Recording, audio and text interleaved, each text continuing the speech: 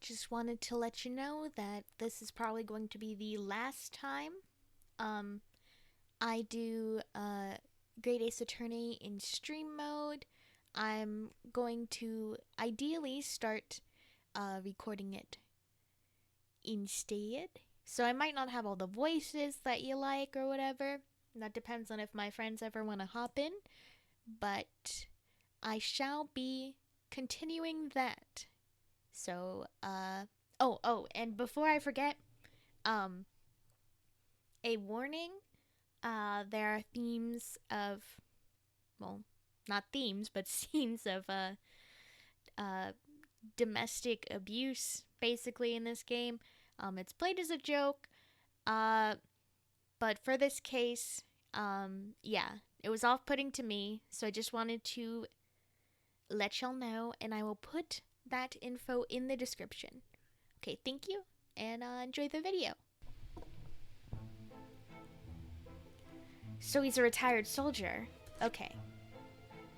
Yeah, took a shot. Took a shot in the knee. Oh, yeah, this joke. I remember Yuzar making that joke. So he's a retired soldier. It's a hell of a job getting up and down the stairs now, I can tell. Don't get out much, as you can imagine.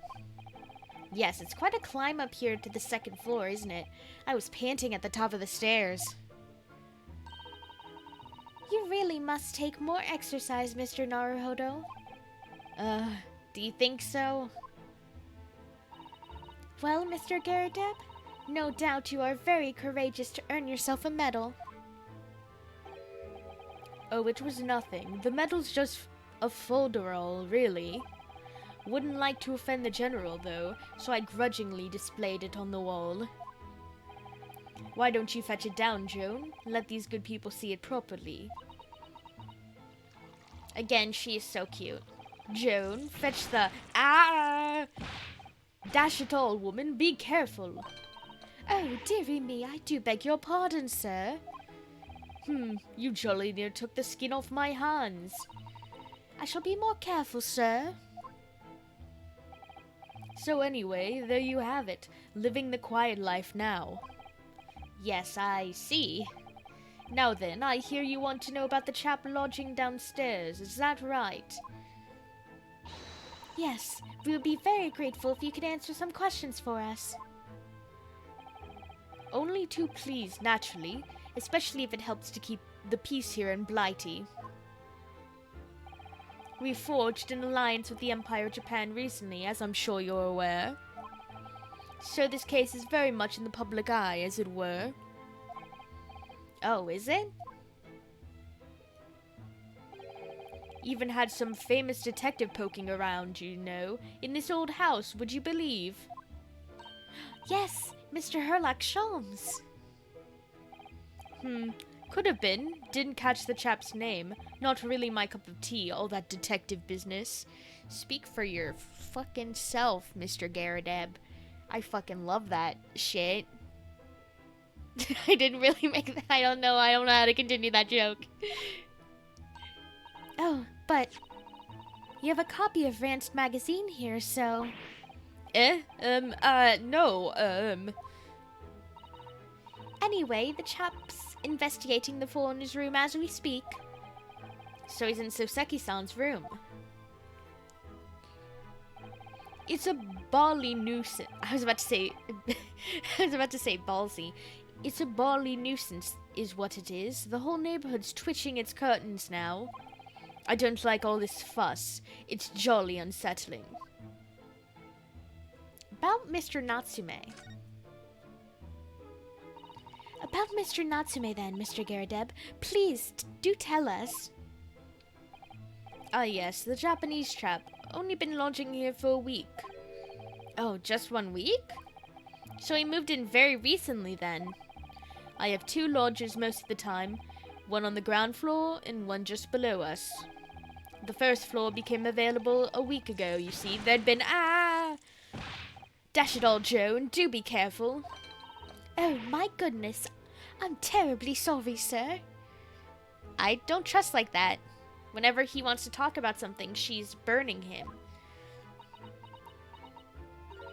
If you want to know my opinion,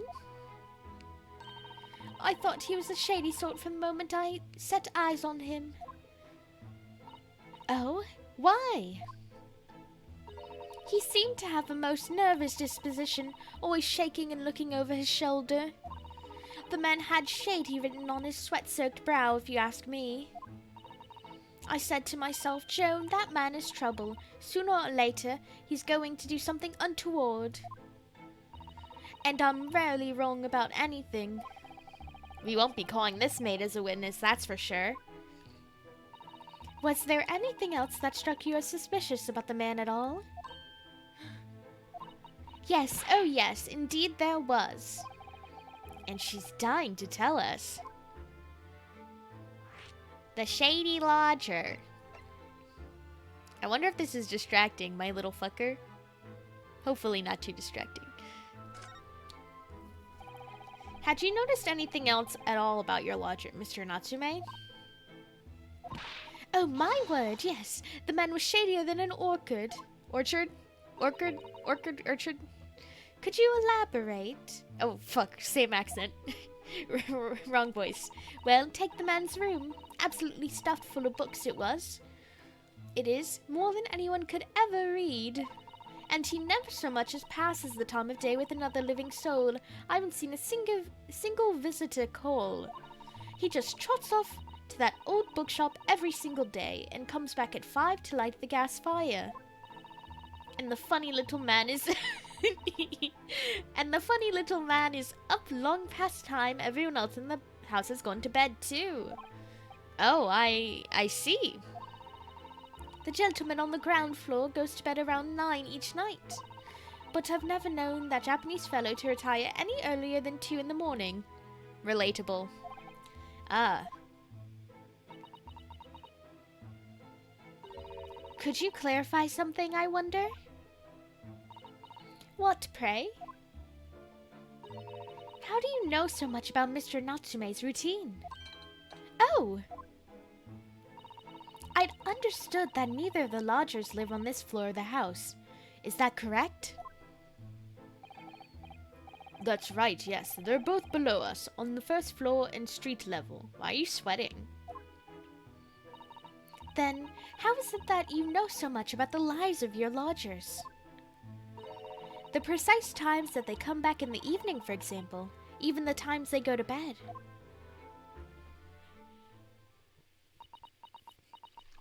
Uh-oh. Good grief, Joan. Be more careful, woman. Oh my goodness, sir. I'm terribly sorry, sir. Something doesn't add up here. Me too.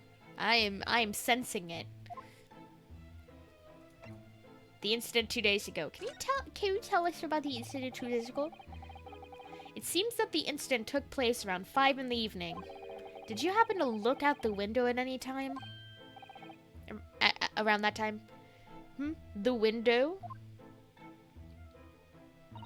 Yes, we noticed that the window over there looks out over Briar Road. The incident took place on the pavement just on that far side of the street. Was there anyone suspicious loitering nearby? 5 o'clock is dinner time in the Garrett household.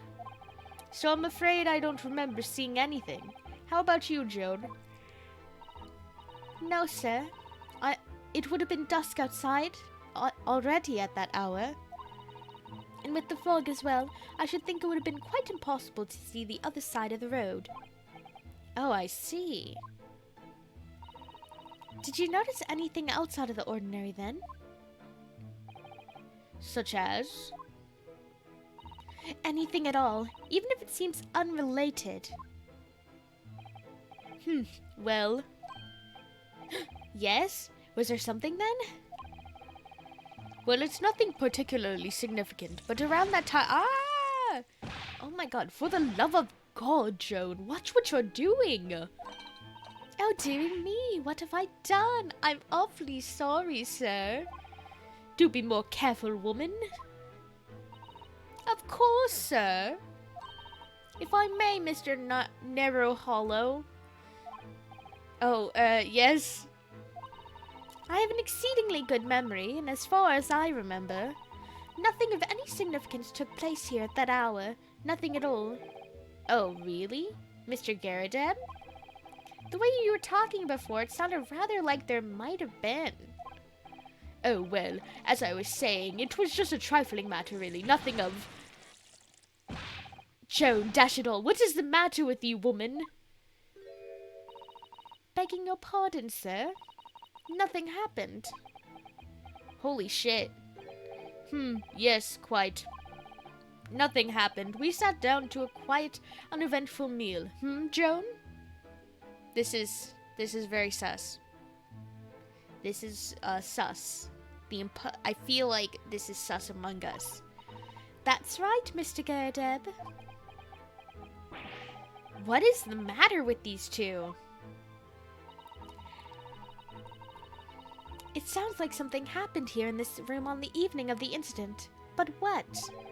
I wish I knew. Okay, let me take a little drink. A little drinky winky.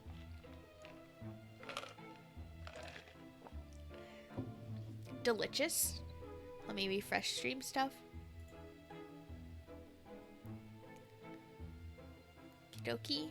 Let's just go to Mr. Natsume's room. Could you tell us which floor Mr. Natsume's room is on? Why, certainly. Just below us on the first floor. And Mr. Sholmes is investigating there, even as we speak? Yes, told me Nat's his name. Had asked him to look into the matter, so I gave him the key. Mr. Natsume has engaged Mr. Sholmes' services? That's a blatant lie. Would it be alright if we also had a look around? In Mr. Natsume's room, I mean. Don't see why not. It's just down one flight of stairs. Who knows if we'll find anything that could help us with this case, but we have to try. We need all the clues we can lay our hands on, shall we? Yes, and while we're there, we can speak with Mr. Sholmes again. Perhaps he'll be able to tell us some more. Okie dokie. You're very sus, ma'am. Is there anything else we can look at? Anything? Oh. Military stuff. That portrait of Mr. Garrideb is glaring at me, I swear. Have you noticed that all the little frames contain photographic prints of Mr. Garrideb as well? Yes, and there seems to be a statue of a lion on the mantelpiece as well. Yes, seemed to come back from the local pawnbroker with that little trinket. Seemed to come back? What do you mean? The chap who runs the place is a bally wizard. Went in to sell him something and came out with that thing. In point of fact, now I think about it, I rather often find myself leaving the place with something I don't need. The lion ornament certainly does seem surplus to requirements. Susato-san doesn't pull her punches. Or her throws, for that matter. Okay, anything else? Anything else? Just, I don't think that's going to be important yet. So let's... Oh, yeah. I don't think that's going to be important yet. So I'm just going to go back. And then I'm going to freaking move. Okie dokie. A new location has been added. Haven't been here yet. Wonder what awaits us. We'll see, Susato. Kitty! Kitty, kitty, kitty! 19th February, Mr. Natsume's room. What? Just look at this place. And smell it. It's so musty in here. I suppose it's the mountains of old books that are responsible for that. Oh, damn bitch, you live like this?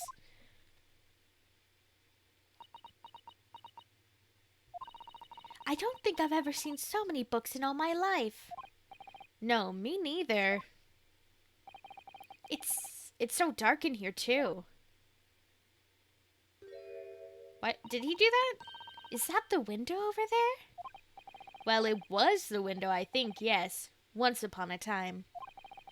But for some reason, it's been closed up with bricks and mortar. I love bricks and mortar, my favorite Adult Swim show. So this is where Mr. Natsume lives. By the way, I haven't spotted Mr. Sholmes anywhere, have you? No, that's true, but according to what Mr. Garrideb told us, the great detective should be around here somewhere investigating. Okay. Well, first I want to see the cat. Hello, cat. Kitty kitty! Kitty kitty! Why are you leaving me? Oh my, what an adorable little cat. Perhaps he's looking after all the books while his master is away. I don't know about that. He disappeared into that pile of books as quick as a flash. It was a tricolor Mike, wasn't it? Do they even have that sort of cat here in Great Britain?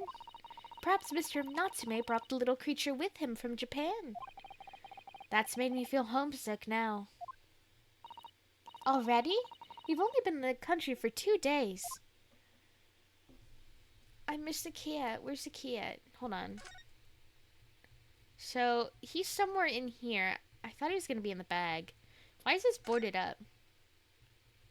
Where the fuck is Mr. Sholmes? Is he swimming in the books like Scrooge McDuck? Can you even call this a window? I think so. It was a window at one time, after all. Although all that remains is a frame around some bricks now. So really, it's just a wall then, isn't it? But why would anyone deliberately brick it up like that? I'm afraid I have no idea. Ah! Perhaps Mr. Natsume painted the brick design on a fit of whimsy. That's alarmingly feasible.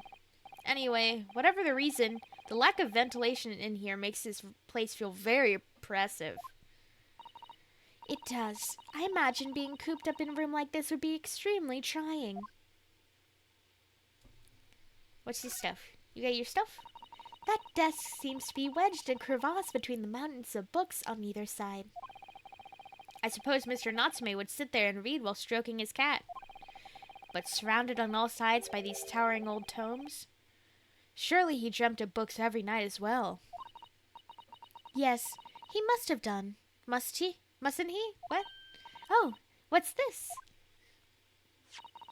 It's a receipt from a second-hand bookshop. Your books. Oh yes, Mr. Natsume's name is on it. Look. And the date of purchase, 2 days ago at 4:45 p.m. That's the day of the incident. That's just a short while before he was embroiled in the terrible attack. He must have been on his way back from buying some old books. The second-hand book receipt has been added to the information now. Okay. Hello, lucky cat. Maneki Neko. Oh, look. It's a beckoning cat from home. It's a bit big and bulky, isn't it? Surely Mr. Natsume didn't bring that Maneki Neko all the way from Japan with him. I hardly think you're in a position to comment, Mr. Naruhodo. Are you forgetting the enormous Dharma doll that you brought in your luggage? Well, it can be dangerous traveling abroad. I wanted a lucky charm. Well, I imagine Mr. Natsume wanted the same, and this cat is sure to beckon good luck to him. It's not doing a very good job so far, is it? You mustn't say such things. I didn't say a word. Why are my eyes such a giveaway? Okie dokie, okie dokie, okie dokie. Okay, there's a lot. It looks like he's been having the writer's block. Look at all these balls of paper on the floor. There are notes scrolled all over them, in English. It looks like the waste paper basket is so full they've just fallen out. I think Mr. Natsume must have been deeply immersed in his research, don't you? Or deeply averse to tidying up his mess. Hold on, let me scratch something. Okay. I wouldn't like to speculate which is closer to the truth. Just need to scratch my head. Got a little bit of an itchy scalp. It's called being pog and cool. Now I take a sip of the drink. Iced tea today, lads. More book. Well, let me look actually around. Oh! Oh, hello. Where'd you get there? Hello, sir? Hi. Hi. Ah, look, Mr. Naruhodo. Me too, Susanoo. I'm also, like, stoked. Aha, there he is. Where did he appear from? He seems to be engrossed in the pages of an old book. I hope you won't mind if we disturb him. Hello, Mr. Sholmes. Ah, you two, good day. Now, let me see. Where was it that we met? Oh, Mr. Sholmes, we were together on the SS Beria. Yes, of course, the Beria. And let me see. What happened on that voyage? It was Kazuma Sogi. He died, tragically. But you were a great help to us. Ah, yes, but of course, the case of Mr. Osogi. It was one with the snake, wasn't it? Oh. Well, you seem to remember something of it, at least. What an honor to be remembered vaguely by the great Herlock Sholmes. This is Mr. Oh, no, my dear madam. Hold your tongue. I pride myself on my superior powers of recollection. Your names are safely recorded in my brain attic. Miss Naruhodo. And Mr. Suzato. Try the other way around, Mr. Sholmes. I lose the first round.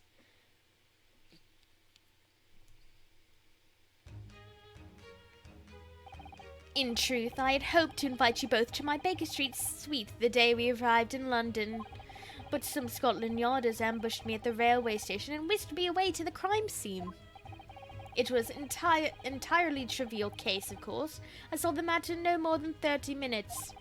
So they apprehended Soseki-san in that short of an amount of time?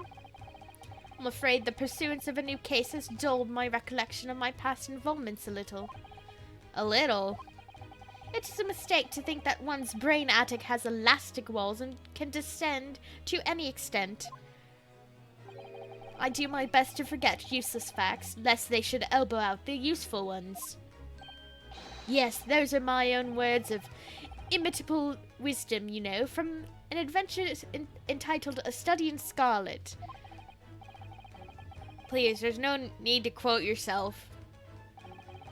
I don't always remember my pearls of wisdom, but fortunately my associate pens them beautifully. He must mean Iris, I suppose. Mr. Sholmes, we have some extremely important questions to ask you about that trivial case you just mentioned. Goodness, what an earnest expression. My dear madam, I should be only too pleased. And this murky room is an apt place to discuss the murky case. Okay. Can I present you stuff? Hi, I'm an attorney. Do you mind? What's in here? Oh, that's his nameplate. The lawyer name is embroidered on the inside here. Look. Kazuma Sogi. This was his band, of course. He had his heart set on the study tour in Great Britain. I'm sure he would have found the truth he longed for here. But he lost his life before he even had the chance to see the place. I have such a strong sense of his hopes and dreams when I look at this armband, though. This is very sad. Do you mind? Hello? Hello, I'm an attorney? Mr. Naruhodo, please. Despite aspersions to the contrary, I'm a professional. If I am to unleash my deductive power on that trinket, I must ask for a sum of £3 in cash. Oh, I don't need you to make any deductions about it. I was just wondering if you might know. Mr. Naruhodo, as a professional, I insist that if I'm to offer my opinion on that trinket, I must ask for a sum of £3 in cash. I believe Mr. Sholmes has his eyes on an expensive copy of the complete works of Shakespeare. Yes, to stand on stage amid rapturous applause. It has long been a dream of mine, as you know. I literally had no idea. He's a theater kid. Oh my god, he's a theater kid. He's theater kid. Okay, let me take another drink. Okie dokie. Let's converse. Let me move this back just a little bit. Okie dokie. That's a good distance. Mr. Natsume's arrest.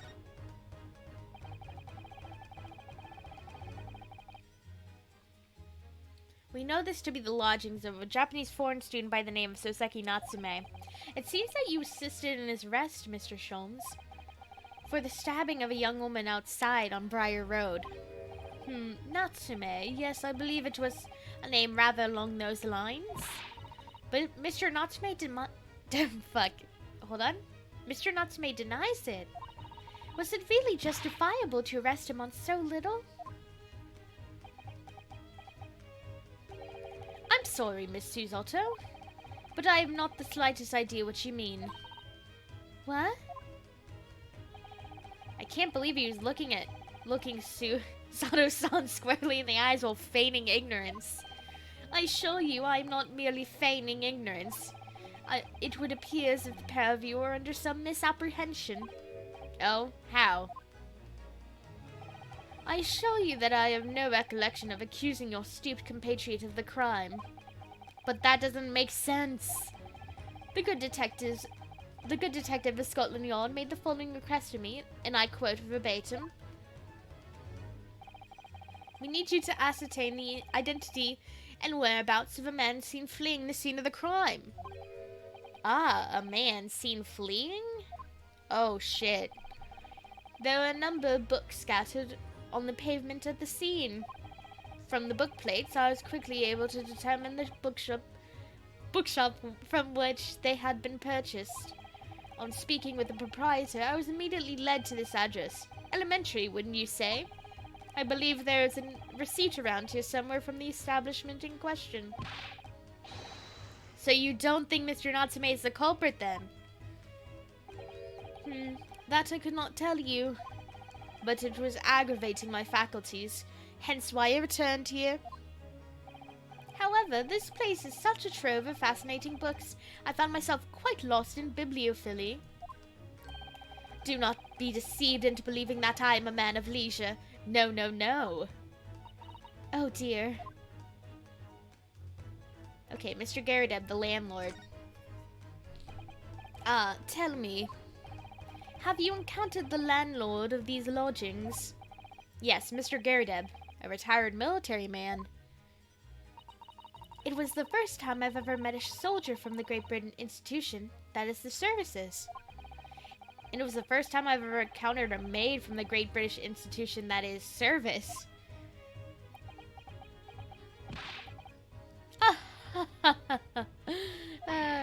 I didn't think it was that funny.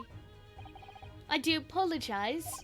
As you may well be aware, many households in London employ a maid. Yes, I read as much in my Great Britain primer. And so conversely, whether or not a household employs a maid has come to betoken the social standing of those dwelling therein. Oh. Betoken their social standing? Sorry? Hello? What does that mean? Put simply, my dear fellow, those who employ at least a single maid are considered middle. Considerable middle is my clown name.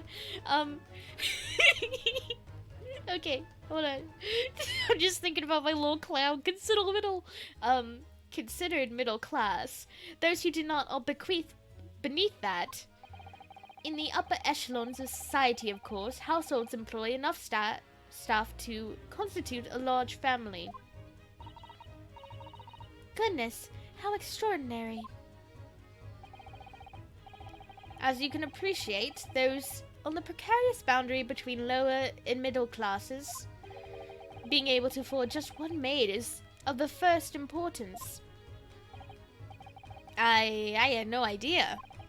And it is for precisely that reason that I find great stimulation in the situation upstairs. Specifically in the retired army veteran, Mr. John Garadeb. Oh? Affable as he is, the fellow is hiding something. Whether or not it imposes on the circumstances of the crime of this case, I am yet to ascertain. I'm thoroughly lost in what he means to say. The dingy room. This room is thoroughly suffocating for the soul, my dear fellow.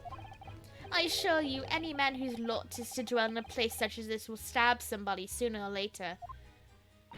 Mr. Natsume has stabbed no one. Ah, but sooner or later, as I said. I don't believe that's the issue here. About this dark little room, Mr. Sholmes. Why is there no longer a window? Do you have any idea? No window? Well, I mean, I can clearly see that there's a window of sorts. But it's been completely blocked with bricks. I see. The answer to that question is quite simple. Window tax. Window tax? What is that? Surely, not a tax on windows. Precisely that. Oh my goodness. Until relatively recently, a tax was levied on households in this country by the number of windows. Those of lesser means, having inherited a sizable and costly family home perhaps, rapidly closed windows up. While the rich open windows here, there, and everywhere, in an effort to curry favor with those in power by furnishing them with large sums of tax money. How awful and unjust, forcing people to live in rooms devoid of light. Indeed, disease was rife as a result. So some 40 years ago, or thereabouts, the window tax was abolished. But its legacy remains, as you can see, in squalid lodgings such as these, for example. I suppose Mr. Natsume's stipend for living here in London isn't very generous, perhaps. It would appear so. I've done a little digging and discovered that these lodgings were offered at an extraordinarily low price. Because the room is so awful, I should think. I was about to go into British again. Apparently, Mr. Natsume only moved in here about 1 week ago. Yes, that's correct. However, I don't believe the low rent is explained by the shabby nature of the accommodation. Oh? Still, that is of little relevance here. A matter not worthy of further attention. Are you sure? I'm curious now.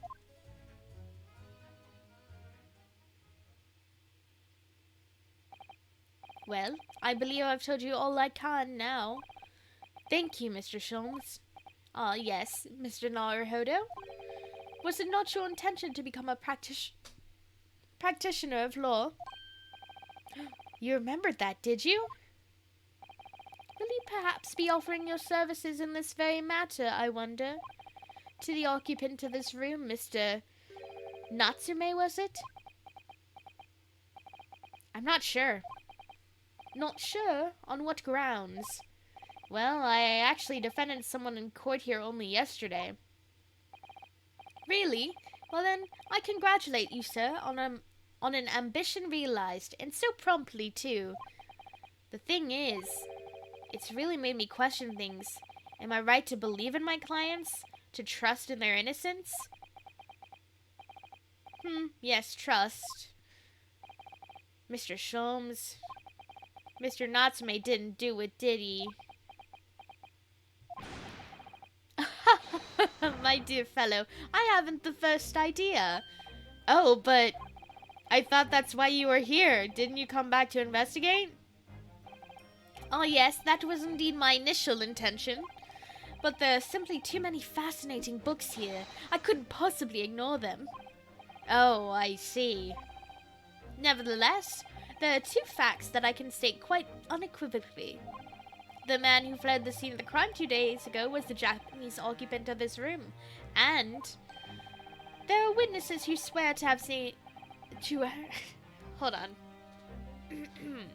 Just a little cough. Trying to force its way out. We're fine.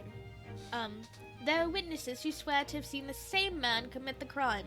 That's all I can say. And one more thing. Oh, what is it, Mr. Sholmes? Tell us. I cannot say with any certainty whether or not it is of relevance to this case, but I am quite sure that the retired army man who owns this property is hiding something. Mr. Garrideb is. Mr. Sholmes said as much before, actually, didn't he? Anyway, at present, that is really all that plays on my mind in relation to the case. Mr. Naruhodo, as yet our investigations have uncovered nothing that could establish Mr. Natsume's... As of yet, our investigations have uncovered nothing that could help establish Mr. Natsume's innocence. No, you're right. Perhaps it's time we probed a little deeper into Mr. Garrideb's secret. Just remember, I cannot be sure whether the landlord's secret will prove to be of relevance or not. But I wish you every success, of course, Mr. Naruhodo. And he's gone. Huh, a busy man indeed. He's gone back to the book in the corner of the room. Oh. You're still there? Man, he's so pretty. Nobody's here to hear me simp, but he's so pretty. Look at all those books stacked up there. They almost reach the ceiling. They're all works of English literature, and they all smell so musty. With this volume of books to hand, you'd never be short of reading material, would you? No, what a dreamy idea. A bad dream, maybe, for me at least. Mind you, I don't imagine the book that's at the bottom of the bottom of the pile will ever be the blah blah blah blah blah blah blah. Mind you, I don't imagine the book that's at the bottom of the pile will ever be read again. So reading it is an experience that comes but only once in a lifetime, just as the tea ceremony teaches us. I certainly didn't expect the conversation to turn down the path of tea ceremony philosophy. Okie dokie. I got this one. He's just over there, I guess. Anything else? Is there stuff over there? Hi. You see anything? Excuse me, Mr. Sholmes. Yes, so true. To be or not to be? That is indeed the question, Mr. Naruhodo. To be or not to be brushed off, that is the question, and the answer is all too clear. Let's leave Mr. Sholmes in peace, shall we? He wants to live like this. Goodbye, sir. Back to the Garridebs. 19th February, Mr. Garrideb's room. You pair again. Hold on, let me refresh my stream stuff, just so it's up to date. Okie dokie. Tell me, was the detective chap, I forget his name, still hard at work down there? Mr. Herlock Sholmes? Ah yes, rings a vague bell. All that detective business isn't really my thing, I'm afraid. Well, Mr. Sholmes is in his element down there. Jolly good show. Another cup of tea, if you please, Joanne. Or Joan. Now then, why don't you tell me what's... Oh my god, for the umpteenth time, woman, will you watch what you're bolly well doing? I shall be serving dinner shortly, sir. Yes, of course. Frightfully rude of me, but I'm afraid I shall have to ask you to take your leave, if you'd be so kind. Oh yes, of course. We are deeply grateful for all your assistance. Not at all, not at all. Don't get much chance to talk with young foreigners like yourself. It's been a pleasure. Best of luck and all that. Perhaps you could see yourselves out. Okay, let me see the... According to Mr. Sholmes, Mr. Garrideb is hiding something. And since no other avenues of investigation seem open to us at the moment, perhaps we should do some digging. Oh, hello? I see you.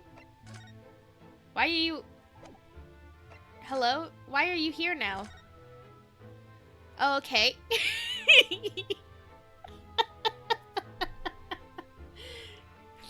Oh, man. Oh, man. Oh, man. Oh, man. Hold on, let me take a sip of my drink. Man.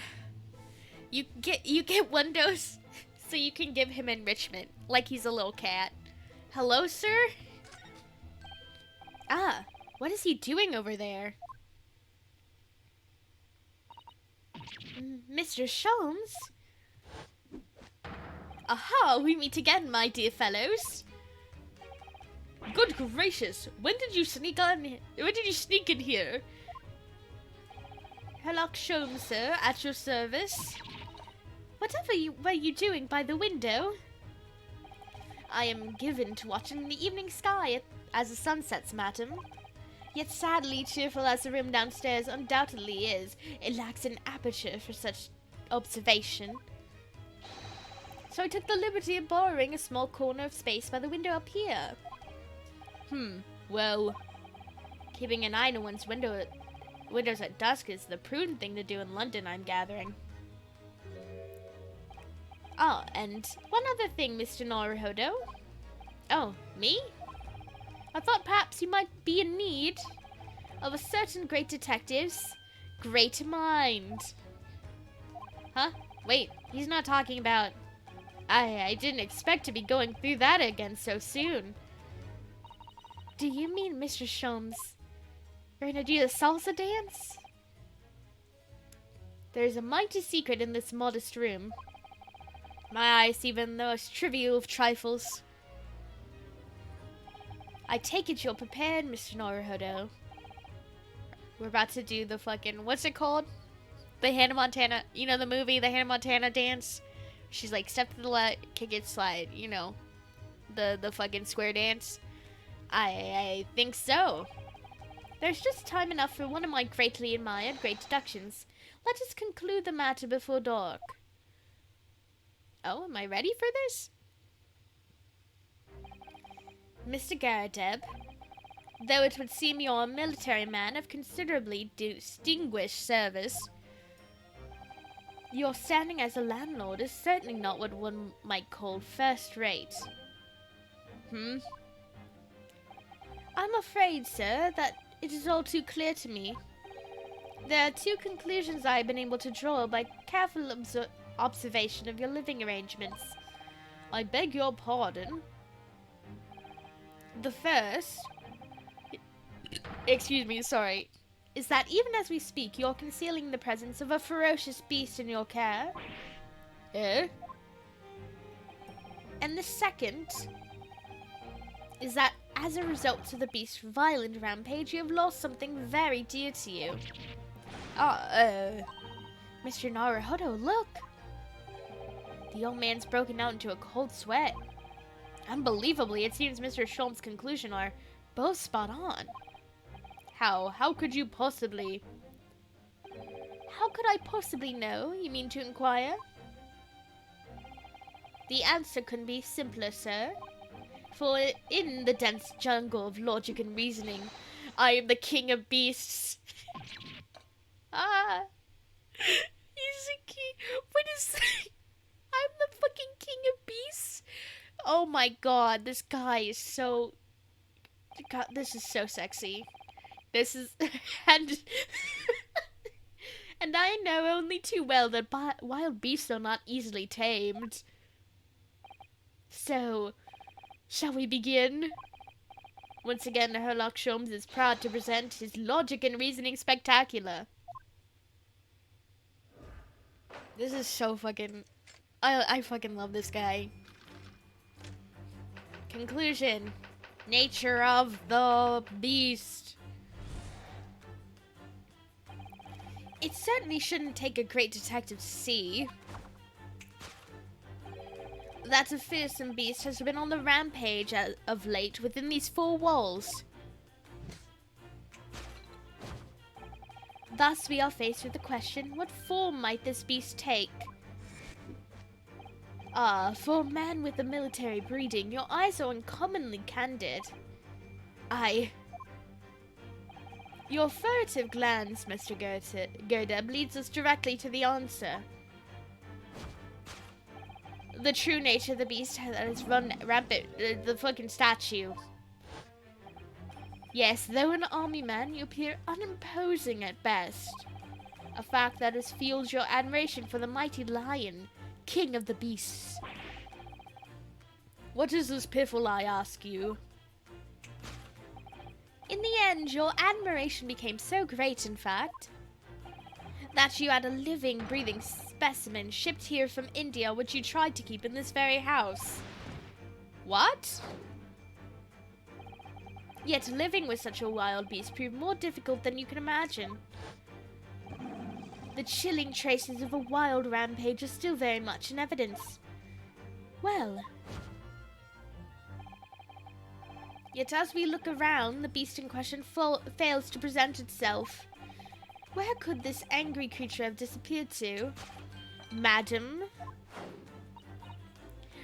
Me? I pray you do not consider me unchivalrous, but it is plain to me with one glance in your direction. It is? Your dress pocket gives us a handsome clue as to the beast's breast. Wooga. I almost said it again. Beast's current whereabouts. For protruding from it is a handbill advertising a circus show. Ah. Yes, you sought to dispose of this terrifying lion, Mr. Gerdeb. At Batty's Circus. A travelling show currently sojourning in a nearby park. I have observed the tents. You sold the savage lion, sir, to the circus troupe. I most certainly did not. I believe I have made my point. The fearsome beast. Let's go there, beach. Nicki Minaj. The fearsome I almost said it again. I need to stop making jokes, because then I'll repeat them. The fearsome beast which ran amok in this room was an Indian lion. And a simple visit to the circus will now reveal the lion prancing jubilantly through a ring of fire. A rampaging Asiatic lion. Aftermath. Now, Mr. Gerdeb, it is plainly clear that you still have deep feelings for this formidable beast. Indeed, in that blithe pose, the distress this loss has caused you is veritably tangible. Your head weighs heavy on your shoulders, the pain you feel being revealed by that supporting arm. Amid fits of tears, you let your beloved beast go.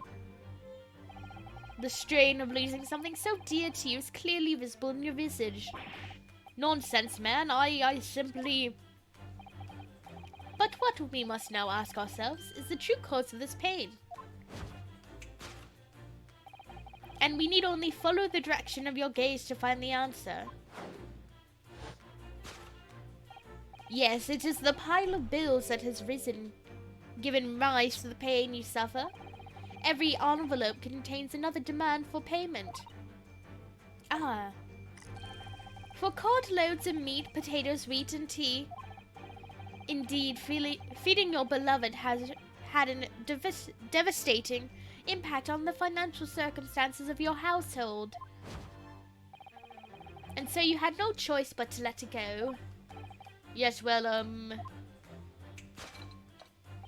Now, in a final fit of rage, the ferocious beast carried out one last unimaginable attack. Unimaginable? The aftermath of which can be clearly seen by observing the carpet over there. Oh, it's burned. Very expensive woolen carpet, if I'm not mistaken. Oh, dearie me. What could have caused such a destructive outburst? Ah. This time, madam, I'm afraid it is you who has inadvertently revealed the truth to me. Your wandering eye has settled upon the answer very neatly indeed. Yes, to explain the dire state of the carpet, we need only look at the Tower of Cakes. There is no creature more dangerous on this earth than a beast with an unsatiated appetite. Was it or was it not once said by a certain nobleman, if they have no bread, let them eat cake? Food is at the heart of all tragedy, in fact. Whatever do you mean? Having tired of the taste of the cake, the beast began to stalk its next prey. I'm sure if you... Oop, oop, oop, my nose. Oop.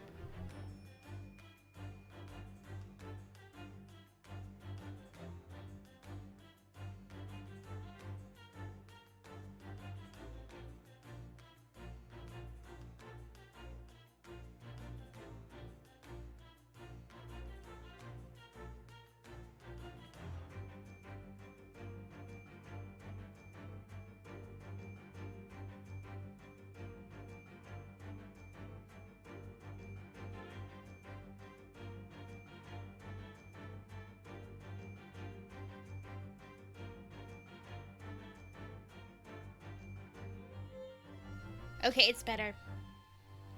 I'm sure I need not spell out the nature of this final act of destruction carried out by the beast. There's only one logical conclusion.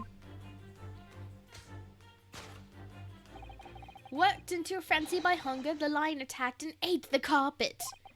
The teeth marks in the carpet are a perfect match with those of a lion I once saw in India. He's so dumb. Carpet gnawed on by the starving lion. Oh, he's so dumb. Oh, he's so dumb.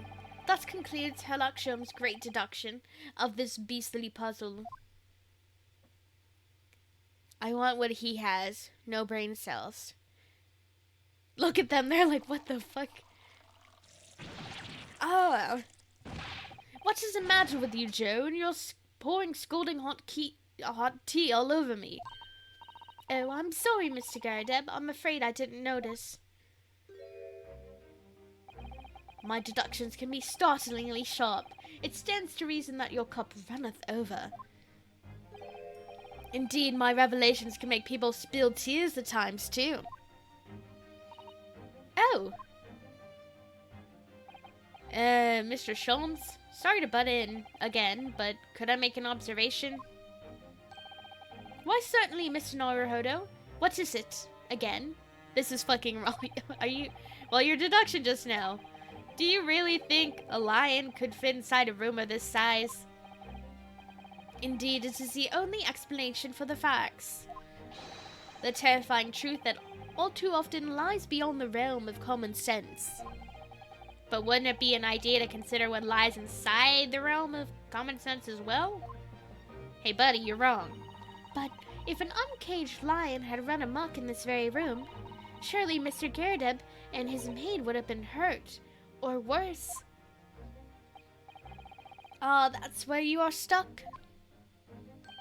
No doubt the former military man held his own against the beast, using the large cannon. I thought you said they sold the lion to the circus. And what about the food? Meat and potatoes are one thing. But I don't believe I have ever heard of a lion that drinks tea. Ah, my dear Miss Usalto, it occurs to me with some regularity that irrespective of race and breeding, whenever anyone lands in Great British soil, they are infused with a highly appropriate taste for afternoon tea. Oh, what a glorious notion! Well then, Mr. Naruhodo, it's your turn to shine again. Please fix this mess. I had a feeling that was coming. A slight massage. That's all Mr. Sholmes' deductions need. You can do it. Excellent. I've been waiting for my trusty partner in deduction to step forward, Mr. Naruhodo. We don't even know yet whether or not this is going to help with Mr. Natsume's case. Still, uncovering the truth is always worthwhile, whatever the motivation. At least, that's what I want to believe. Let us start again, from the beginning. of Herlock Sholmes' logic and reasoning spectacular. Okay, here we go. Course correction. Hold it, Mr. Sholmes. I don't know how you got this. I mean, I thought this is gonna be the thing. Shouldn't take a great detective to see. That fearsome beast has been on a rampage. Blah, blah, blah, blah, blah. Thus we are face to face with the question: what form might the beast take? What are you looking at? Ah, for a man with a military breeding, your eyes are uncommonly candid. Looks like he's looking at the wall. Glenn. I'm pretty sure it's gonna be a portrait of someone, I'm sure. A lion statue. There's the issue. I really didn't see the lion thing coming. No, but if you observe Mr. Garrideb's reaction, it rather seems as though some beast did indeed run amok in this room. Yes, something with a very fierce nature. But it couldn't have been a lion transported from India. So what was it then? We must follow Mr. Garrideb's gaze. That will lead us to the true answer. Boop, boop, boop. Mortar shells.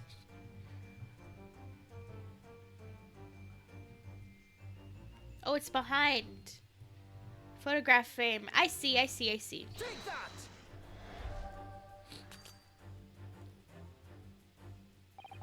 Behind the lion statue on the mantelpiece, almost deliberately hidden from view, is a photograph. Though I have yet to examine it in detail, I can assure you that it holds the answer. Because I'm employing an extremely advanced detection technique, jumping to conclusions. That deduction was wanting in every way. Yes, I was wanting you to hear it. I'm quite proud of it. I find myself wanting to never have heard it. I'm quite pained by it, actually.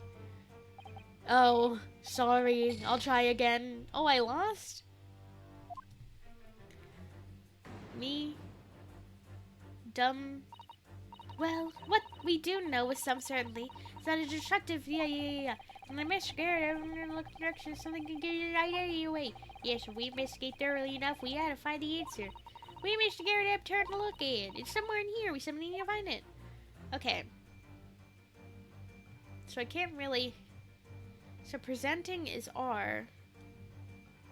Am I not able to look at it? Oh, okay.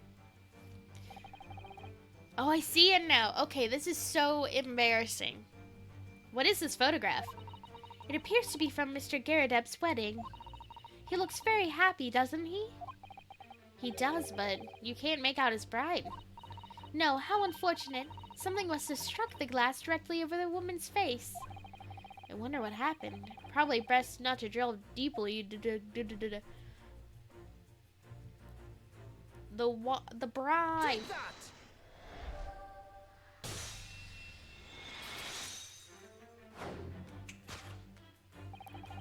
The true nature of the beast that has run rampant here is revealed to be that newlywed bride.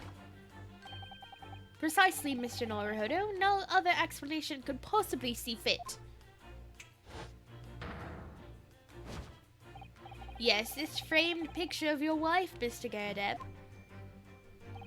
And while we lament the fact that her face is obscured, we can still make out her mighty arms and of the considerable horsepower they must have carried.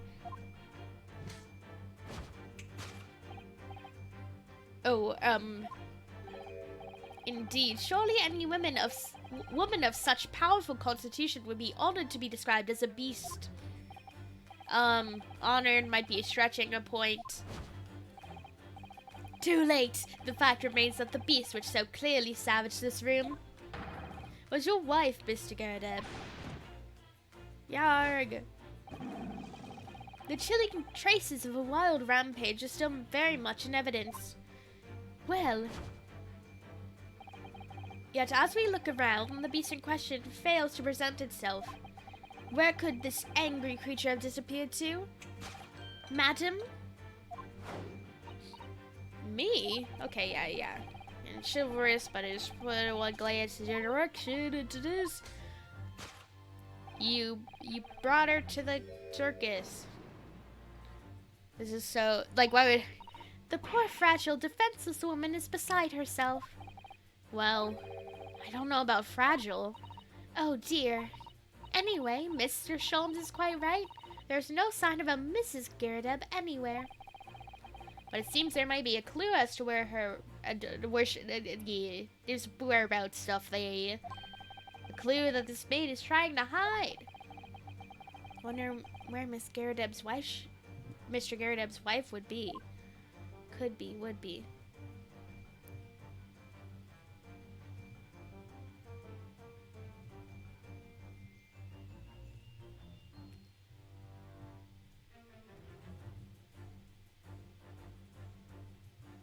Go to 360. Oh! Oh!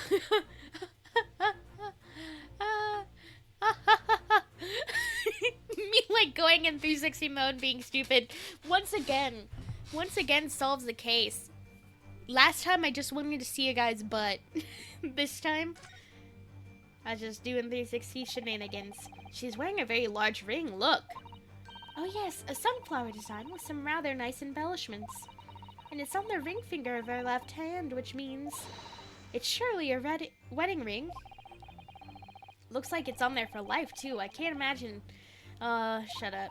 That's something to think, Mr. Naruhodo, not to say. Do you know Mr. Garrideb's wife in the photograph had a ring very much like this one? It was a large sunflower design as well. Really? You have a great memory for these things. A large sunflower wedding ring. It's quite a coincidence that they have the same ring, isn't it? Or is it? Take that! Wedding ring. Your wedding ring gives us a handsome clue as to the beast's current whereabouts. Ah. Indeed it does. That flowery band gleaming on your finger gives it away. For it is identical to the one shown on the hand of Mr. Garrideb's wife in the photographic print. In other words, you are no ordinary household maid. No. You are Mr. Garrideb's lucky bride. You are Mrs. Garrideb herself. Oh my! Word!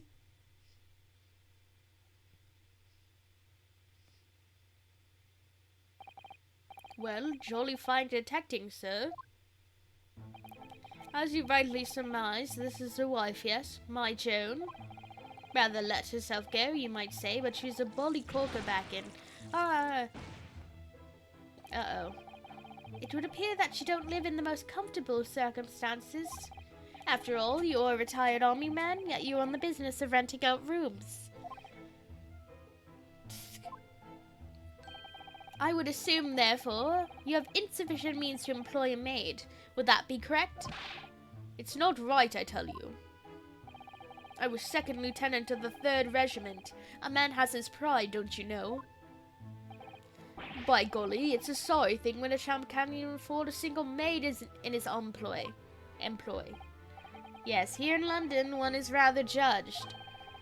A household cannot be considered worthy of society if it employs no staff at all. Though in my considered opinion, such concerns about appearances are a folly. You mean Mr. Garrideb has his wife work as his maid? Precisely. Am I right, Mr. Garrideb? Only in company, of course, but listen here. This must remain a secret. Tip-top secret, please. Topic 1, raging wife of Mr. Garrideb. Uh-oh, I feel really bad for him now. Is still the lion shit? How are you still on this? Now, Mr. Garrideb.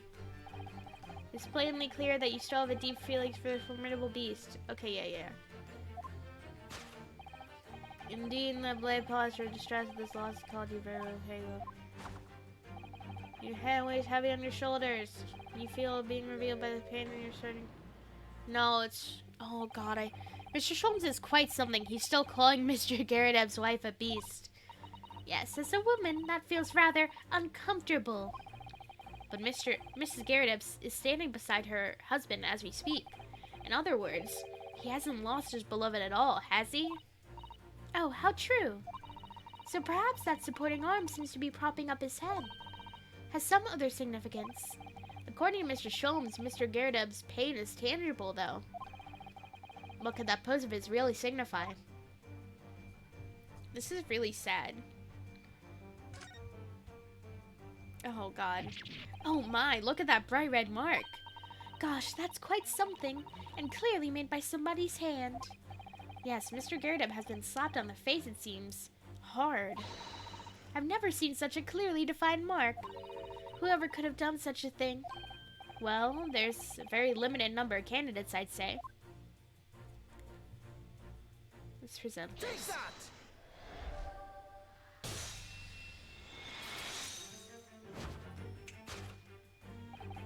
Your head weighs heavy on your shoulders, the pain you feel being revealed by that slapped cheek. And of course, the deliverer of that impressive mark on her cheek that refuses to fade. Was you, Madame Joan Garredeb? Well, yes. You've been desperate to hide the slap mark on your cheek, sir. Oh.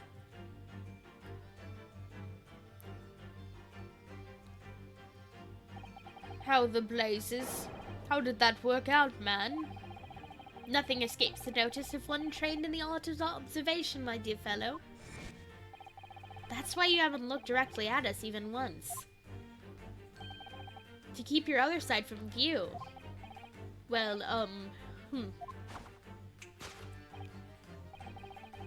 Now let us proceed to the next conundrum.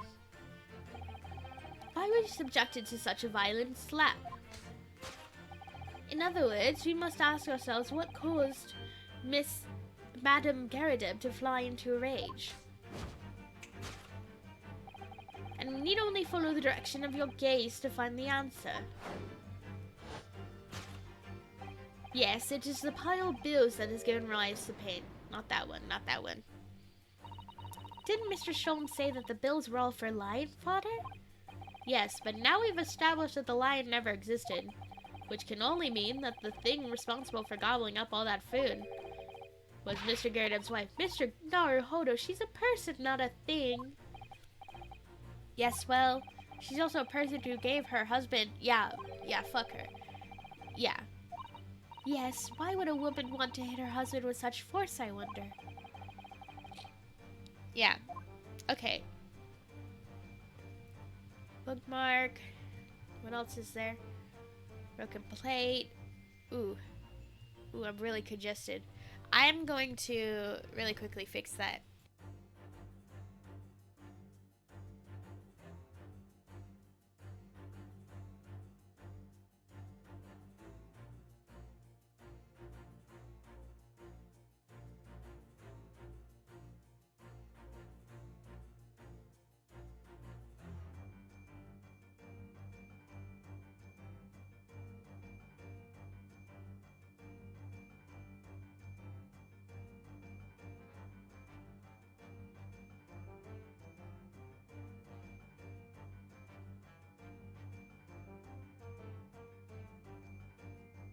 Okie dokie. Yes, this pile of bills. Oh, yeah. Oop, wrong one.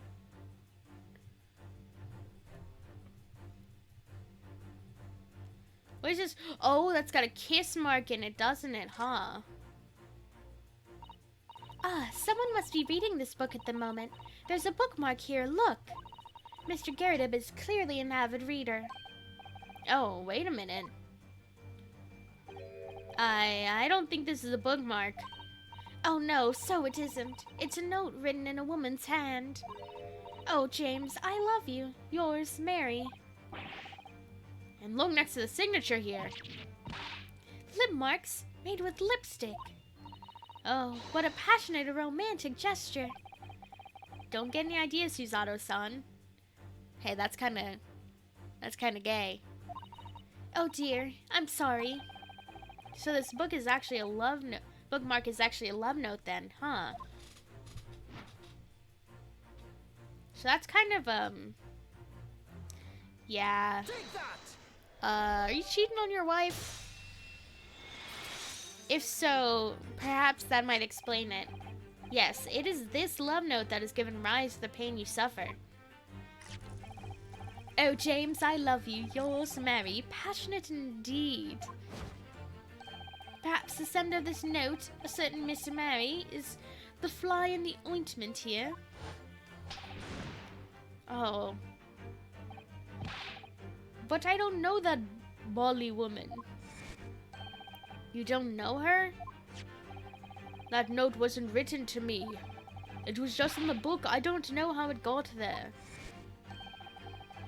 It was just in there, you say? That's right. That's what I've been saying. A likely story. Now listen here, Joe. An old thing. I explained it at the time. I bought the book at a second-hand place. That note must have already been in there. So the previous owner of this book was using the note as a bookmark, you mean? That's right. That's what I've been saying. A likely story. For heaven's sake, woman, look at the name. It's written to James. My name, in case you've forgotten, is John. A likely story. Are you questioning my name now? And there I might have to put a content warning on this one. And there we have it. Arouse the suspicions of the female heart, and you unleash a beast with the most ferocious bite.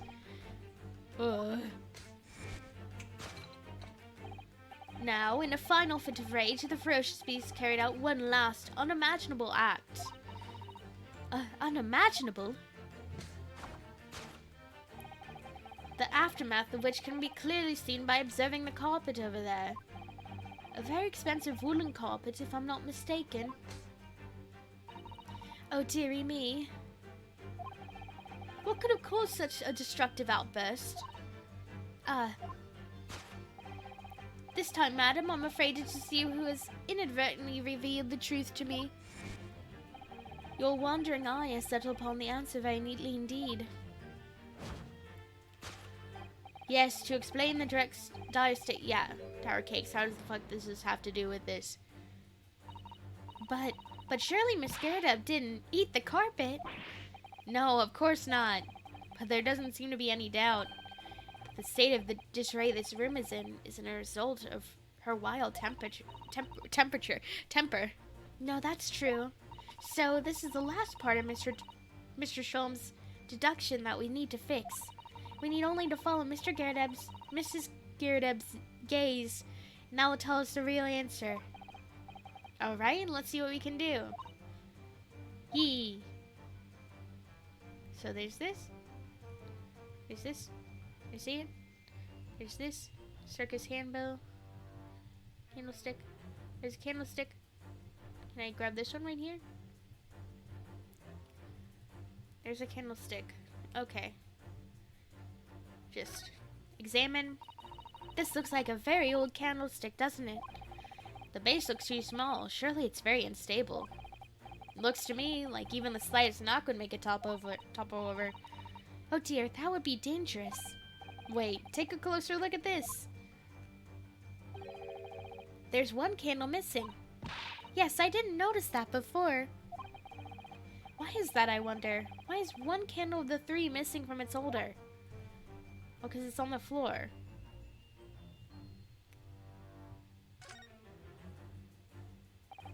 The carpet here has been ripped to shreds. Yes, and according to Mr. Sholmes' deduction, the tears match those made by an Indian lion's tooth exactly. Oh, look here. What is it? If you look closely at the edge, you can see scorch marks. Oh yes, so you can. In that case, perhaps the carpet wasn't eaten in the normal sense at all. Let's rethink that with this in mind. Okay, I guess I gotta do the candlestick here. Take that! Alrighty. We got it. Yes, to explain the dire state of the carpet, we need only look at the candlestick. Most illuminating, my dear fellow, and of course the only possible way out of this illogical labyrinth. Yes, the remnants of a ferocious attack in which the carpet was devoured are clearly visible. Indeed they are. The scorch marks at the edge clearly give the truth. Scorch marks? It would appear that this room was the scene of a little marital altercation. Mrs. Garrideb's mighty arm muscles left an impression not only in her husband's face, but on the entire room. The force of her strike caused a candle to fall from the holder, and in seconds the carpet was alight and the whole corner of the room in flames. Yes, For the most ferocious beast in this world is neither violent lion nor vengeful woman, but fire. That's okay, sure. And in this room, that ferocious beast bared its claws and ran amok. Eloquently put, my dear fellow. So you see, there is but one conclusion here.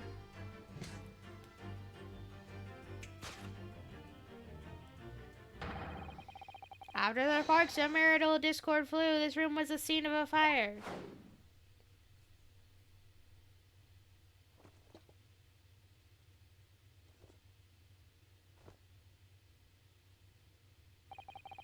Mr. Sholmes, sir, I salute you.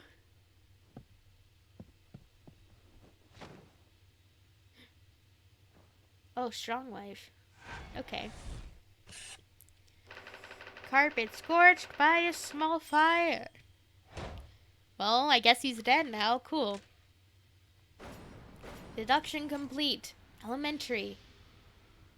I love how they make them the same size, or about the same size here, even though Mr. Naruhodo is like a manlet. Or Suizato is just very tall. It's these dashed long winter nights, you know. Nothing to do but read in front of the fire. Luckily, there's a jolly good second-hand bookshop just around the corner. Buy all my old novels there. And in the pages of one particular novel, discovered some rather illicit material, for which your wife admonished you harshly, it seems. Don't know about demolished. Demolished might be closer to the mark. And beast is most certainly an apt description. Ah. Here we go again. And the carpet? Was that destroyed by a fire when the candle fell on the floor? Afraid to say it was. Happened in the blink of an eye, you know. The whole place filled with smoke. Couldn't see a bally thing. I was caught between the old stick's rage and their raging flames. You paint a torrid picture, sir. One that would have been most entertaining. That's sympathy for you. Didn't take long for the fire to spread, of course. The bally furniture started going up as well. We've had to hide the mess behind that screen for the time being. We're gonna see it. Over there, Mr. Garrideb? Well, you have nothing more to hide down. If you would allow me. Just moving my little screen. Woo. Had all my favorite old novels in that case. But as soon as the fire got a hold of them, that was it. Whoosh, up in smoke. Gosh. Then the wife started hurling things at me. What a terrible sight it must have been. There was I, backed up against the window, under heavy enemy fire. Incendiary books coming 10 to dozen. Worst of it is, I lost my favorite book called The Lion's Pride. The Lion's Pride? Ah yes, your notorious love of big cats is coming through again. I assure you the title didn't influence my choice in the slightest. I'm not a furry. It's okay to be a furry. So the poor man really did lose something dear to him as a result of the ferocious beast's rampage. Mr. Sholmes' deductions turned out to be correct once again. It can only be described as a great British wonder. I tell you, it was total carnage. Flames everywhere and the old stick in a full fettle. Out of interest, what time of day was it? Not sure I can remember. It was 2 days ago now. Let's see, around 5 o'clock, I think. So at exactly the same time as a terrifying incident was unfolding outside your window on the street below. Even more terrifying on the inside, I can assure you. The whole of Blighty could have been flattened outside my window at the moment. And I wouldn't have noticed a dashed thing. Oh, really?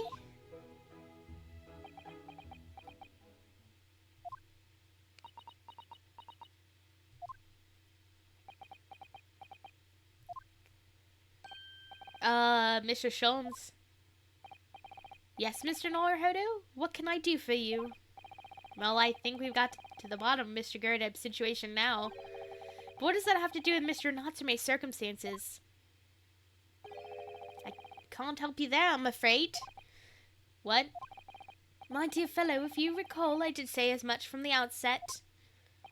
I warned you that although I knew the retired army man was hiding something, I could not be sure whether his secret would prove to be of relevance or not. I just knew you were gonna say that. Now, Mr. Naruhodo, you mustn't lose heart.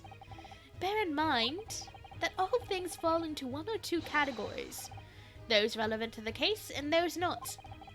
That makes no sense to me. Well, no matter. It's of far greater importance that you make up your own mind now. Sorry. Visiting hours of the prison will soon be over. Oh no, is it that time already?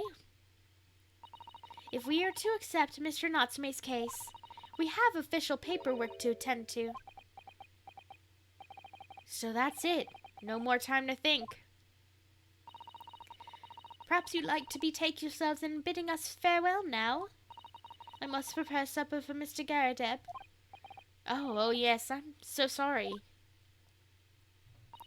Thank you both very much for your time. Soseki-san will be waiting for us, and I'm going to have to give him an answer. Let's move. Let's go to... Do I have anything else? Okay. Let's just let him know we're taking your case, buddy boy. Wait. 19th February, Briar Road. Oh, it's taking me outside. It's time, Mr. Naruhodo. You must hurry back to the prison. Yes, I know. Let's hail a carrier. Oh. What's the matter? It looks like something's going on over there in front of the Girdeb's house.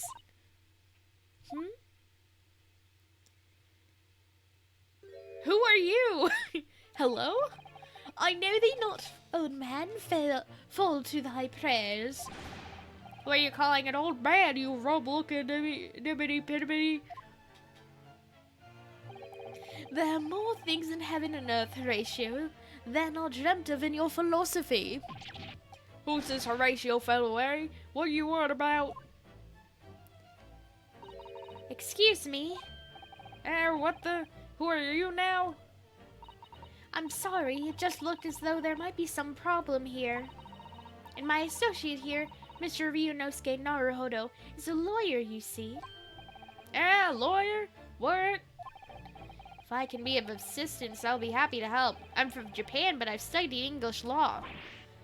Fine, I'll be on my way for today, but you mark my words. This ain't over yet. Get thee to a nunnery. Do I look like a bloomin' nun to you? You look like a bloomin' onion to me. Nunion. A bloomin' nunion. I do hope you're not injured. Oh, fair Eastern maiden, thou art so gentle. Thank you. What was that all about? Hey, dude. There are more things in heaven and earth, Horatio, than are dreamt of in your philosophy. I'm not Horatio either. Forgive the inquiry, sir, but are you a lodger here in the Girdeb residence? Oh, fair Eastern maiden, thou art so right. Yes, I do dwell in this humble abode. Mr. Garrett had mentioned he had another lodger, didn't he? This must be the man. Do you happen to know the other lodger who lives on the first floor? Ah, yes, a gentleman named Natsume. Oh, more worthy a polemist. In my battles were ne'er could there be. Sorry? Battle, did you say? Who is the stronger, Hamlet or Macbeth? Mr. Natsume and I sparred long into the night. I see. I don't fully understand, but it seems Mr. Natsume and this gentleman are acquaintances at least. So, fair maiden, so good gentleman. I can tarry here no longer. Fare thee well. I didn't really understand him, but I think he's returned to his room.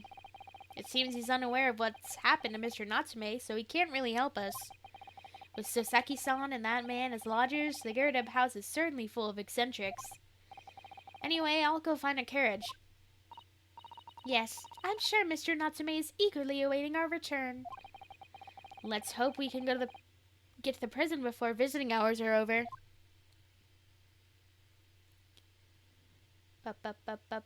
There he is, 19th February, 6:31 p.m. Local prison, cell 9.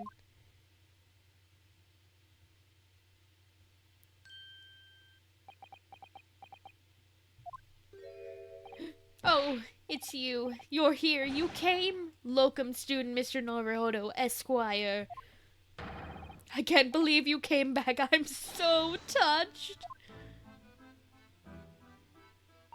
We are sorry to have kept you waiting, Mr. Natsume.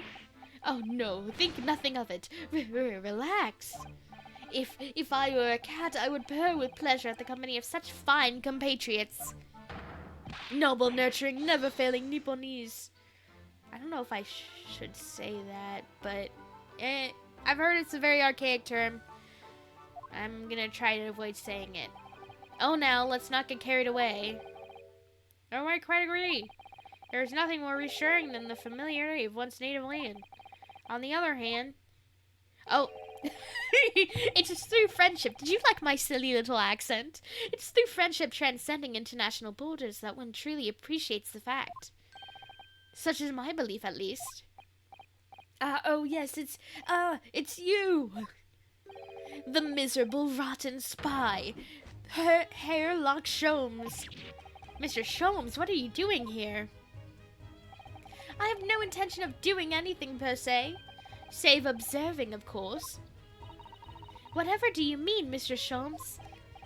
Well, having encountered some curious reading material in that gloomful room, and having unmasked the secret identity of that eccentric pair, I decided I should drop in on my way home to see how our divested friend is faring. Gloomful room? At least your accommodation here offers a window, my dear fellow. In that sense, it is the superior option. Anyway, I must commend you to your taste in books. My day has been a delight and cost me not a penny. Ah, you! How dare you, Airlock Sholmes?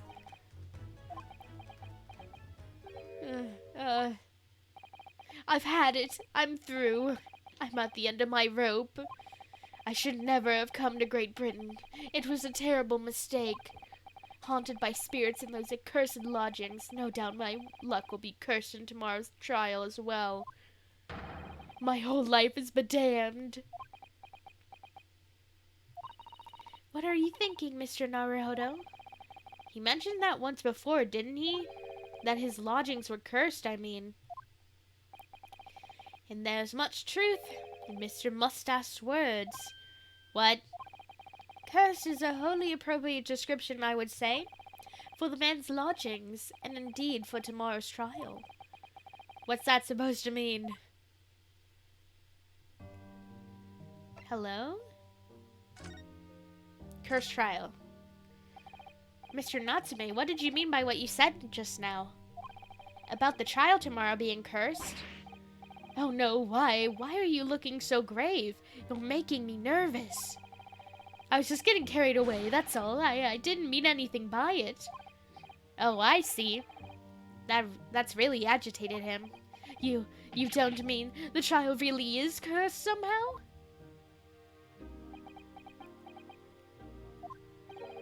Are you referring to the prosecutor? The Reaper, the Bailey? The Reaper? Oh no, what do you mean? Please, tell me, summarize it succinctly in 16 salient words. No defendant has ever survived a trial in which the Reaper stands for the prosecution. Ever. Oh my goodness, can it really be true? That was 16 words exactly! Yesterday, Mr. Naruhodo successfully defended someone against the Reaper. But then, after the trial was over, the defendant passed away in unusual circumstances. Mr. McGill did. What? I'm impressed, Mr. Zotto. You have an eye for detail. Actually, the Lord Chief Justice told us. Mr. Sholmes.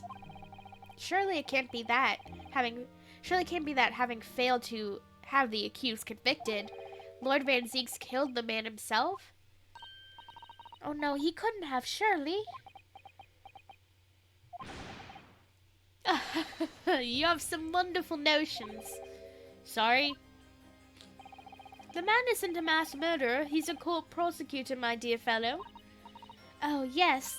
Why, of course he is. Of course he is? Then why are you trying to scare me? It could be said, however, that the real truth of the man is even more terrifying than your hypothesis. What on earth do you mean by that? Hold on, let me refresh some stuff and then clear my nose again because it's one of those days. Okay.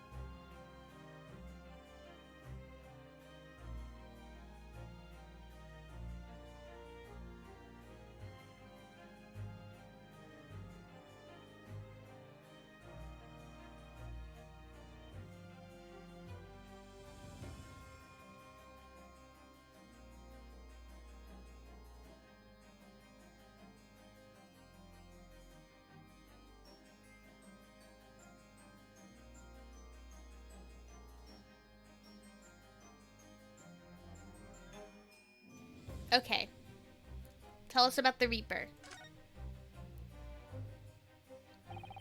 Van Zeeks is quite an exceptional man. However, in London courts of law, exceptional does not equate to winning every case of that exception. Oh, that's good. Sasaki-san looks like he's going to cry tears of joy. As you are no doubt aware, in a British criminal trial, there is both a judge and a jury. The judge officiates based on the letter of the law, whilst the jury offers a public opinion and common sense. It is an excellent system whereby the defendant's guilt is considered from several points of view. However, public opinion in particular is somewhat easily manipulated. Right. Criminals and corrupt lawyers, for that matter, can use it to their advantage. By any means at their disposal, contriving evidence, calling impostors as witnesses, and so on. By such underhanded means, those who would want to are able to sway the jury, which means that even in the light of irrefutable evidence, the prosecution can fail. but it means that the wrong verdict has been passed. And sadly is from time to time, my dear madam. It is simply the reality of the situation. And that's alright. However, those indicted by Lord Van Zeeks cannot escape justice. Their fate is sealed. Oh my. Though the adjudication may see them leave the courtroom with their freedom, within months they all disappear. It is most striking. Disappear? But how? Ah, by all manner of misfortune, sir. Perhaps they are trampled under a passing carriage. Perhaps they fall into the Thames and drown. You know, just go a little swimmy.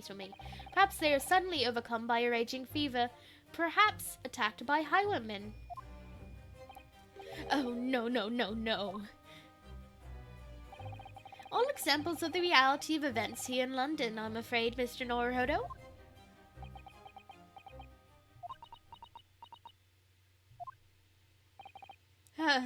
I knew it. I'm a dead dodo done for doomed. Cursed lodgings? You live at Luigi's mansion? When you say accursed lodgings before, you were referring to your room at Mr. Garrett's house, I assume? Do you mean to say that you believe the place is cursed? It's been a year now since I came to Great Britain, but I'd only been in London a week before I started to notice strange feelings in myself. That didn't take long then.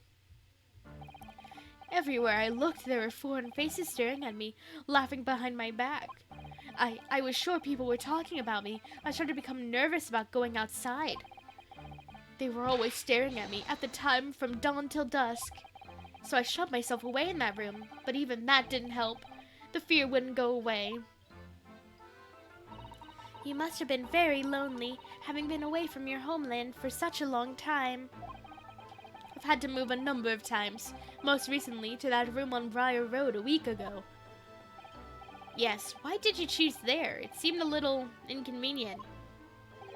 The rent is cheap. I have so little money, it appealed to me straight away.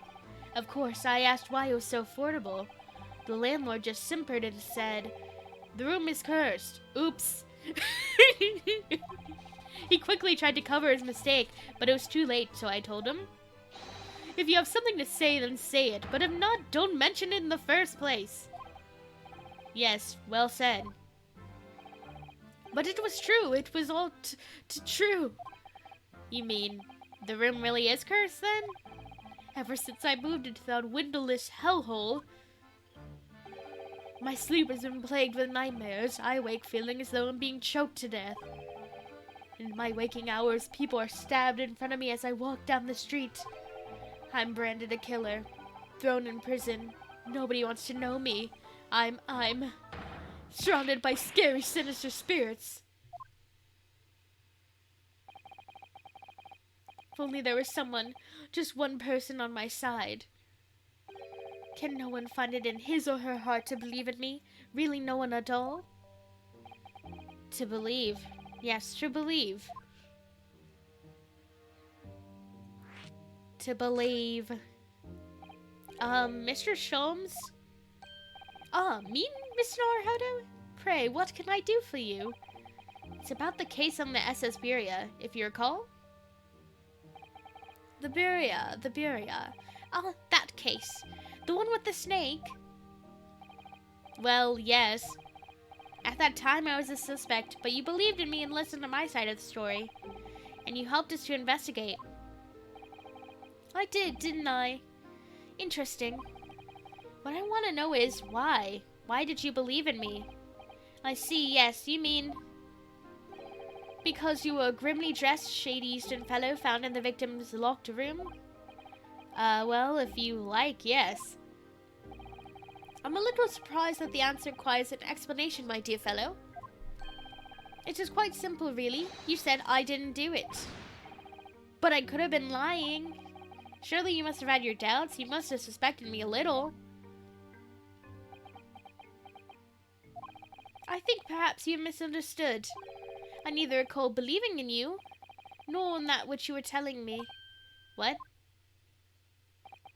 You see, the only thing I believe in, all those I choose to believe in. What? What do you mean, Mr. Sholmes? I make up my own mind about what is to be believed and what is not. If I should like to believe in something, I do. The circumstances can hang as far as I'm concerned.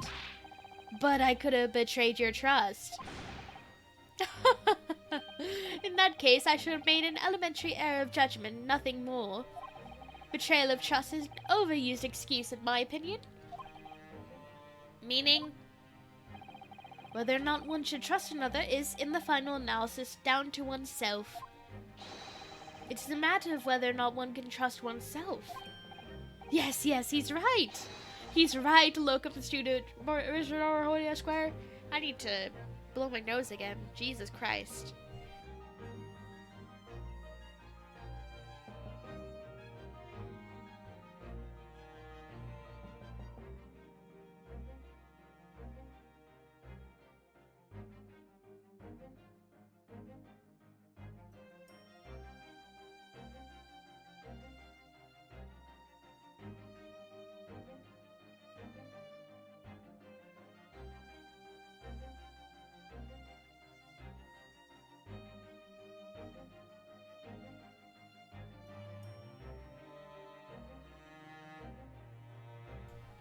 Okay. Whether or not I can believe myself.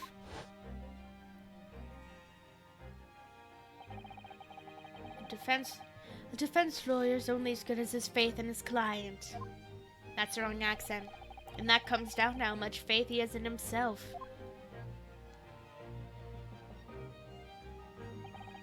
You were so right, Cosima.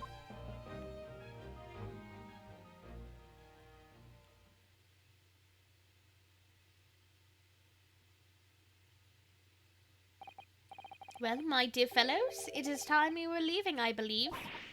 Already? Visiting hours are over. The guards will be here. The guards will be here shortly to escort us out. Bada bing, bada boom. There's a restaurant near here that serves excellent trout. Would you care to join me? Oh dear, there's never enough time, is there?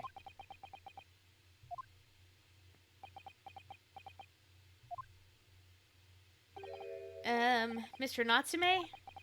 If you'd like, in the trial tomorrow, I'd be happy to represent you.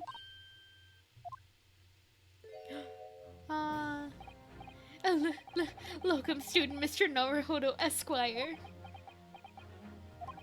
As I said, I only experienced a British courtroom for the first time yesterday. And although the man I was representing was found not guilty, I lost sight of something crucial. Something crucial? What to believe in? The defendant, justice, or the truth? How to believe, even. But I think I finally worked it out. I've decided I must believe in myself above all else, to trust my instincts. Yes, Mr. Naruhodo. And my instincts are telling me that you, Mr. Natsume, are innocent of this crime. And it's imperative that we prove that in court. Locum student Mr. Naruhodo Esquire. I will fight for your innocence until the bitter end with every weapon available to me, even this sword, this real sword. Oh dear! So I hope you'll permit me to represent you tomorrow. As I said when we first met, I'd like to entrust my fate to someone who will listen to me in my native tongue. Of course, Mr. Natsume. It would be fair to say, Mr. Naruhodo, that your mind was, in many ways, made up from the outset. You merely needed the events of today to fully realize it. Yes, I think you're right about that. It's been a roundabout journey, but I got there in the end.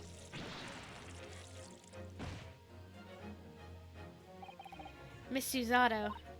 Yes? Would you be willing to stand by my side tomorrow and help me in court? Absolutely.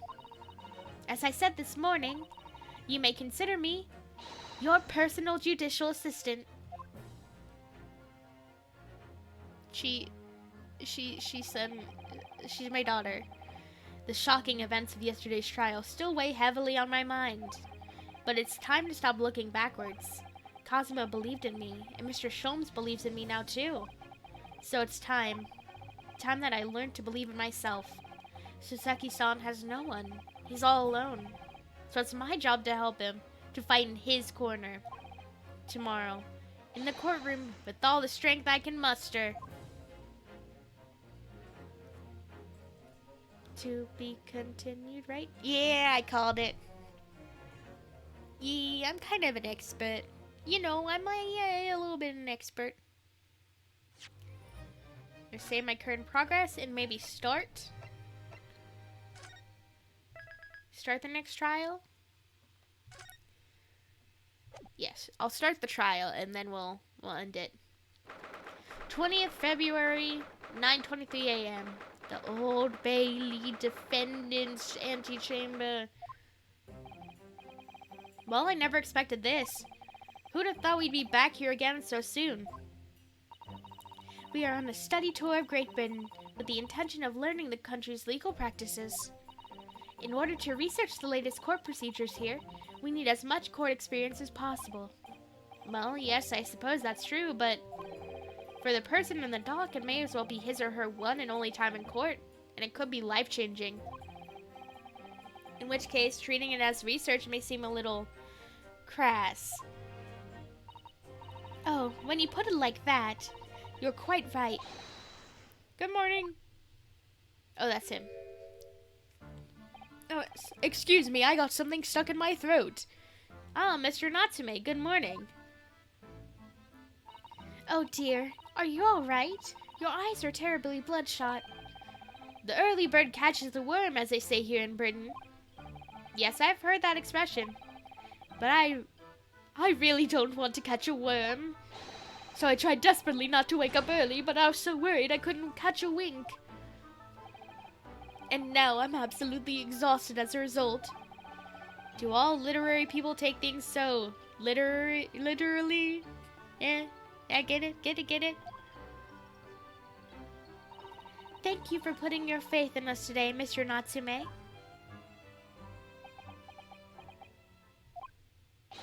I wish I had 9 lives. My whole future hangs in the balance. I'm too terrified to tremble. Really? Because I can feel the tremors in the floor. I can't do this. I can't take it. Although, locum student Mr. Naruhodo Esquire. Yes? I caught a glimpse of the public gallery as I walked by the courtroom. It looked like the opening night of an opera. There were so many people. I had no idea my case was such a notorious affair here in London. Oh, neither did I. Do you know why that might be, Miss Yuzato? I'm sorry, Mr. Naruhodo, but I have no idea. So so that all-knowing look on your face is just a coincidence then, is it? Don't hide the truth from me. It's because of the Reaper, isn't it? Lord Rainseeks? Is that right? Is that right, Miss Yuzato? I purchased as many different newspapers as I could find this morning, and yes, Lord Rainseeks is on the front page of every one. I knew it. Sometime after the prosecutor was dubbed the Reaper of the Bailey, he stopped appearing in court, it seems. It's been several years now, in fact, until the day before yesterday. Yes, Inspector Gregson told us something similar, didn't he?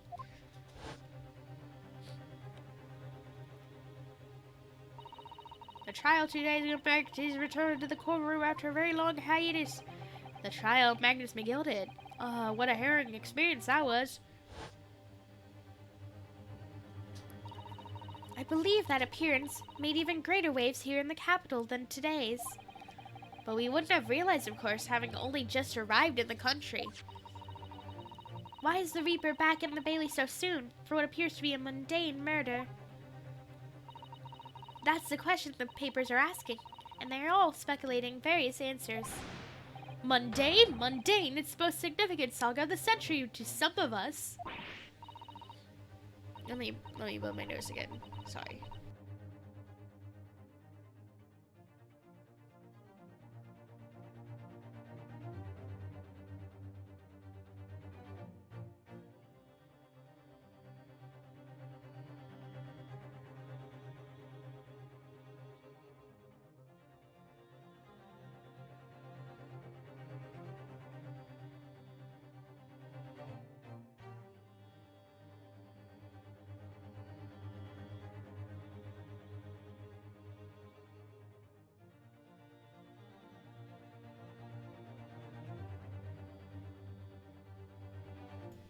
Okay, back.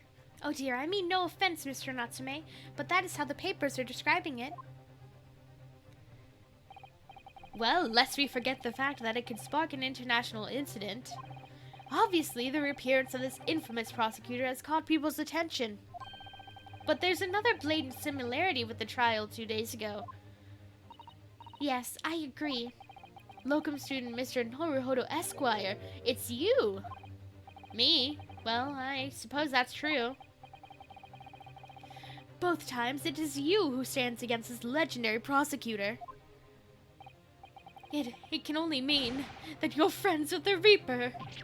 Please, I don't rub shoulders with Deathbringers, buddy. I'm afraid there's really only one other explanation. It can only be another example, Mr. Naruhodo, of your uncommon bad luck. Thanks for that. Oh, this is just my luck. Why must I be represented by a man with such a frail fortune? By the least lucky lawyer alive. Well, let's not forget that it was you, Mr. Natsume, who asked me to represent you. You asked for this, bitch. Yes, it's true that I'm just a student, new to London, with little in the way of experience or skills or luck. But I promise you this, I will fight your corner until the end. And I will believe in you, Mr. Natsume. Oh, benevolent locum student Mr. Noruhodo Esquire. You're not alone here with us, Mr. Natsume. Whatever happens, we will always be on your side. Oh, benevolent non-locum assistant Miss Mikatova Esquire-S. I am in your debt forever. I shall never forget this great kindness for as long as I live. Mr. Natsume, counsel for the defense. The court session is about to begin. Don't yell at me. Alright then, Mr. Natsume, it's time. Let's go. Yes.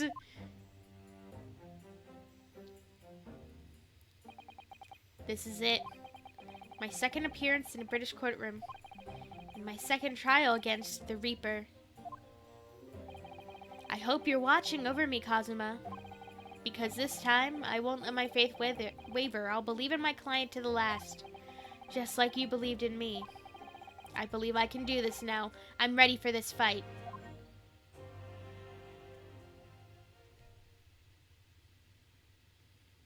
And we're gonna end this here. Oh, it's G. We're gonna end this here. So thank y'all for those of you who joined me. We'll be back in the trial. Hope you had a good time. I certainly did. So I'll save again.